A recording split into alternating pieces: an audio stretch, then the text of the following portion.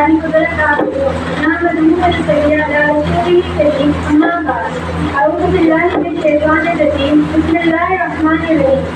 معزز خواتین اور میری پیاری ماں بہن، جب آپ حضرت صلی اللہ علیہ وسلم مکہ مکرمہ سے ہجرت کر کے مدینہ منورہ میں تشریف لے گئے تو آپ نے دیکھا کہ وہاں کے لوگ نیرو اور مہرجان کے نام سے خوشی کے دنوں جہاں مناتے ہیں۔ ایک صحابی رضوان اللہ علیہ نے آپ صلی اللہ علیہ وسلم سے پوچھا کہ کیا ہم ان تیوہاروں میں شرکت کر سکتے ہیں؟ تو آپ صلی اللہ علیہ وسلم نے فرمایا کہ اللہ نے تمہیں ان سے بھی بہتر 2 دن عطا فرمائے، ایک عید الفطر کا دن اور ایک عید الاضحیٰ۔ عید الفطر اس وقت منائی جاتی ہے جب مسلمان رمضان المبارک کے فرض روزوں کی تکمیل کر لیتے ہیں، جبکہ فرض حج کا حصہ ہونے کے علاوہ عید الاضحیٰ کے موقع پر قربانی کی بہت بڑی فضیلت و عظمت ہے۔ یہ قربانی ہر صاحب استطاعت پر فرض ہے۔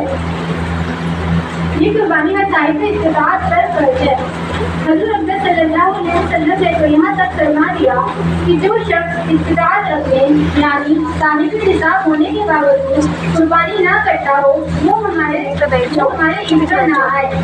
قربانی کا خون زمین پر گرنے سے اللہ تعالیٰ کے نزدیک درجۂ قبولیت پا لیتا ہے، اس لیے تو خود دلی کے ساتھ قربانی کیا کرو۔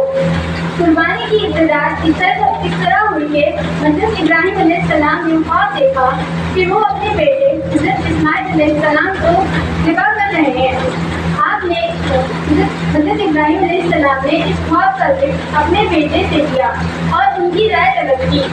بیٹے نے جواب دیا کہ ابا جان آپ کو جو حکم ہوا ہے اس سے عمل کیجیے، انشاءاللہ آپ مجھے صبر کرنے والوں میں سے پائیں گے۔ چنانچہ حضرت ابراہیم علیہ السلام اپنے بیٹے یعنی حضرت اسماعیل علیہ السلام کو مکہ مکرمہ سے لے کر چلے اور مینا پہنچے، جہاں بیٹے کو ذبح کرنے کی غرض سے انہوں نے اسے پیشانی کے بل لٹا دیا۔ ابھی ذبح نہ کر پائے کہ اللہ تعالیٰ کی جانب سے ندا آئی، اے ابراہیم تم نے اپنا خواب سچ کر دکھایا۔ پھر اللہ تعالیٰ نے ایک بیٹا حضرت اسماعیل علیہ السلام کے بجائے بھیجا، جسے حضرت ابراہیم علیہ السلام نے ذبح کر دیا۔ اللہ تعالیٰ کو حضرت ابراہیم علیہ السلام کا جذبہ قربانی اور عمل اتنا پسند آیا کہ قیامت تک اس جذبے اور عمل کو زندہ رکھنے کے لیے ہر صاحب نصاب پر قربانی واجب کر دی گئی۔ حضور اکرم صلی اللہ علیہ وسلم کا ارشاد ہے کہ یہ قربانی تمہارے باپ حضرت ابراہیم علیہ السلام کی سنت ہے۔ صحابہ کرام رضی اللہ عنہ نے عرض کیا کہ اے اللہ کے رسول اس میں ہمارا کیا فائدہ ہے؟ آپ صلی اللہ علیہ وسلم نے فرمایا کہ اس میں تمہارا یہ فائدہ ہے کہ قربانی کے جانور کے ہر ایک بال کے بدلے ایک نیکی ملے گی۔ انہوں نے پھر عرض کیا کہ اے اللہ کے رسول جن جانوروں کی سر خون ہوتی ہے اس خون کا کیا حکم ہے؟ آپ صلی اللہ علیہ وسلم نے عرض کیا کہ اس خون کے ہر ایک بال کے بدلے بھی ایک نیکی ملے گی۔ حضرت عبداللہ بن عمر رضی اللہ عنہ سے روایت ہے کہ حضرت عبداللہ صلی اللہ علیہ وسلم نے مدینہ منورہ میں 10 سال قیام کیا اور ہر سال قربانی فرمائی۔ حضرت ابن عباس رضی اللہ عنہ سے روایت ہے کہ حضرت عبداللہ صلی اللہ علیہ وسلم ارشاد فرماتے ہیں کہ عید کے دن قربانی کے جانور کے لیے رقم خرچ کرنا اللہ کے یہاں باقی چیزوں میں خرچ کرنے سے زیادہ افضل ہے۔ قربانی کے جانور شرعاً مقرر ہیں، گائے، بھینس، بکرا، بکری، بیل، میڑا، میڑھی، دمبا، ڈمپی، بھیڑ، مؤنث و مذکر۔ اس کے علاوہ کسی بھی جانور کی قربانی درست نہیں، پھر چاہے وہ کتنا ہی قیمتی یا کھانے میں کس قدر ہی بھرپور ہو، لہٰذا بھینس کی قربانی نہیں کی جا سکتی اور اسی طرح باقی حلال جانوروں کی بھی قربانی درست نہیں۔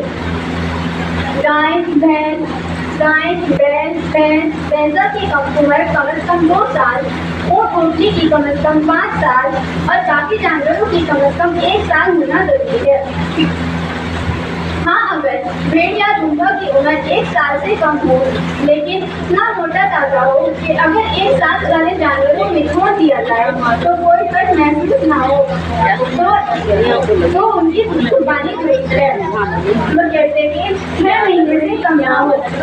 कुर्बानी का वक्त बकरीद की 10वीं तारीख से लेकर बकरीद की 12वीं तारीख की शाम तक का वक्त है। चाहे जिस दिन कुर्बानी करें, लेकिन कुर्बानी करने का सबसे अफजल दिन बकरीद की 1 तारीख का दिन है।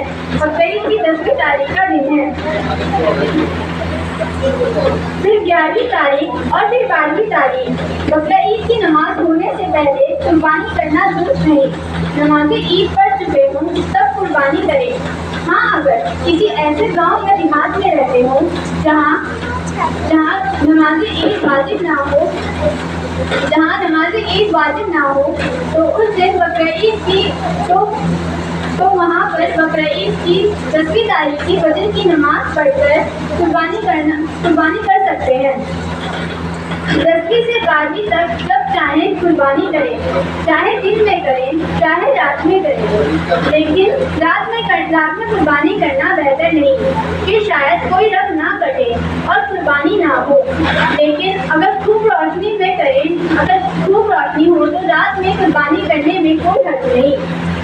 कुर्बानी हर आकिल व बालिग, आज़ाद, मुसलमान, साहिब-ए-निसाब, मर्द व औरत पर वाजिब है। साहिब-ए-निसाब से मुराद है जिस पर ज़कात वाजिब होती हो, या फिर जिसके पास 52.5 तोला चांदी हो, या उसकी कीमत हो, या उतनी ही कीमत का सोना, चांदी, माली तिजारत या ज़रूरत से ज़ायद सामान हो। कुर्बानी और ज़कात के फर्ज होने में